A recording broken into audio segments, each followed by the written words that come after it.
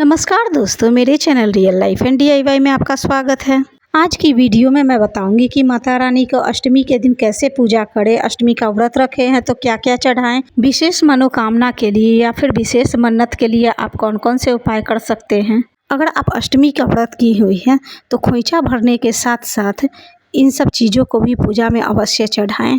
खोइचा भरने की सारी सामग्री, खोइचा कैसे भरे, खोइचा के में श्रृंगार के सामान क्या क्या रखें, कब भरे, इन सब की वीडियो मैं डाल चुकी हूँ। अगर खोइचा भरने की वीडियो अब तक आपने नहीं देखा है तो मेरे चैनल पे सर्च करें कि नवरात्रि में माता को खोइचा कैसे भर। चलिए अब जान लेते हैं कि अष्टमी के व्रत करने पर कौन कौन सी चीज़ें भगवान को अर्पित करनी होती है, पूजा की सामग्री क्या है। अष्टमी के दिन माता गौरी की पूजा होती है और माता गौरी को नारियल का भोग अवश्य लगाया जाता है। इसलिए जेंट्स हो या लेडीज हो, कोई भी अगर व्रत कर रहे हैं तो उन्हें नारियल जरूर चढ़ाना चाहिए। हम स्त्रियां नारियल चढ़ा सकती हैं लेकिन फोड़ नहीं सकती हैं। महिलाएं नारियल चढ़ा रही हैं तो वो चढ़ाकर माता के चरणों में रख दे। अगर कोई साथ में पुरुष जा रहा है, जैसे बेटा हुआ या फिर पति हुए या फिर भाई हुआ, कोई भी अगर साथ में जा रहा है तो उससे नारियल फोड़वा लें। वैसे तो आजकल मंदिर में नारियल नहीं फोड़ने दिया जाता है।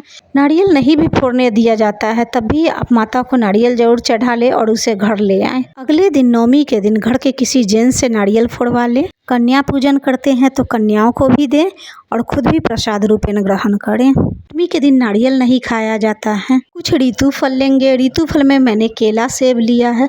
सिंदूर अवश्य ले, पीला सिंदूर ले। माता को भी पीला सिंदूर लगाएं और खुद भी अपनी मांग में पीला सिंदूर भरें। माता को बताशा बहुत प्रिय होता है, इसलिए भोग में बताशा भी चढ़ाएं। फूल ले, पान सुपारी लौंग इलायची ले, धूप बत्ती माचिस रख ले। इतनी भीड़ रहती है इसलिए दीपक ना ले जाएं।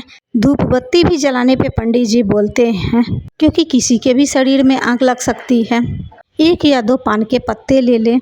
1 जोड़ा लौंग, 1 जोड़ा इलायची भी रखी हूँ। यानी जो भी माता की प्रिय चीज़ें उन सभी को हम अष्टमी के दिन जरूर चढ़ाएंगे। जेंट्स लोग भी अष्टमी का व्रत रखते हैं। जो भी जेंट्स लोग अष्टमी का व्रत रखे हुए हैं उन्हें भी यह सब चीज़ माता के चरणों में जरूर चढ़ानी चाहिए, सिर्फ सिंदूर छोड़कर। अष्टमी का व्रत किए हुए हैं तो ये पूजा दिन में या रात में किसी भी समय कर सकते हैं। ये तो हो गई पूजा की सामग्री। चलिए अब देखते हैं कि अष्टमी की मन्नत के लिए हमें क्या क्या करना होगा। विशेष मनोकामना के लिए आप ये मन्नत कर सकते हैं। जैसे किसी के बच्चे नहीं हो रहे हैं, किसी के बच्चे की नौकरी नहीं लग रही है, कोई बच्चा अस्वस्थ रहता है या फिर घर के भी परेशानियों से, पति की बीमारियों से, इन सब चीज़ों के लिए अगर आप विशेष मनोकामना करना चाहते हैं तो इस तरह से मनोकामना करें। ये इसलिए बता रही हूँ कि सभी लोग इसे कर सकते हैं।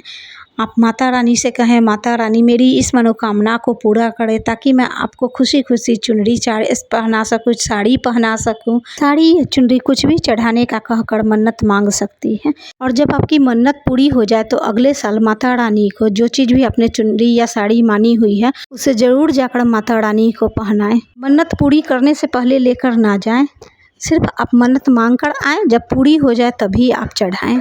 मैं भी एक बार चुनरी चढ़ाने का मन्नत मानी थी तो माता दुर्गा के मंदिर में जाकर चुनरी चढ़ाई और वहीं पे छोड़ दी थी। आप चाहे तो ले भी सकते हैं, नहीं तो आप चाहे तो वहाँ छोड़ दे तो ज़्यादा अच्छा रहेगा। माता हर माता की दुख को समझती है, इसलिए आप अपनी दुख माता को कहिए। माता रानी सबके दुख सुनती और समझती हैं। मैंने ये साड़ी करवा चौथ के लिए ली है, सिर्फ आपको वीडियो में दिखाने के लिए कि इस तरह की मन्नत मांग सकती है, इसलिए दिखा रही हूँ। अब जब मैंने कह ही दिया कि ये माता रानी को ऐसे ऐसे मन्नत पूरा करके चढ़ाने के लिए, तो मैं अपनी साड़ी को अष्टमी के दिन माता रानी को घर पे ही चढ़ा दूंगी और करवा चौथ में इसे पहन लूँगी। इससे माता का आशीर्वाद भी मिलेगा। जैसे नए गहने खरीदते हैं तो कैसे माता को चढ़ाते हैं, उसी तरह नई साड़ी है तो माता को चढ़ा दूंगी तभी पहनूंगी। ये माता का आशीर्वाद ही होगा। माता रानी को जब भी मन्नत पूरी होने पर साड़ी चढ़ाएं तो सिर्फ साड़ी ना चढ़ाएं, उसके साथ कम से कम सिंदूर बिंदी चूड़ी भी जरूर चढ़ाएं। कि सिर्फ साड़ी किसी को नहीं दी जाती है, उसमें सिंदूर बिंदी चूड़ी लगाकर ही दी जाती है। अगर आप बच्चे होने के लिए मन्नत मानी है तो जब आपकी गोद भर जाए यानी बच्चे हो जाएं तो बच्चे होने के बाद आप पहली नवरात्रि में, यानी बच्चा जब हो जाए उसके बाद जो पहली नवरात्रि है उसमें बच्चे को गोद में लेकर माता के पास जाएं और मन्नत अपनी पूरी करें। मेरे यहाँ तो मन्नत मांगे या ना मांगे, लेकिन बच्चा होने के बाद पहली नवरात्रि में बच्चे को गोद में लेकर ही माता को खोइचा भरा जाता है। चाहे वो पहला बच्चा हो या दूसरा बच्चा हो। दूसरा बच्चा होता है तो भी उसे गोद में लेकर इसी तरह से खोइंचा भरा जाता है, चाहे वो बेटा हो या बेटी हो। इस तरह माता को धन्यवाद किया जाता है कि माता ने उसकी गोद भरी रखी। और अगर आपने बच्चे की नौकरी के लिए रखा है तो कोशिश करें कि बच्चे की नौकरी के ही पैसे से माता रानी को साड़ी या चुंडी जो भी मन्नत के लिए मांगी है वो चढ़ाएं।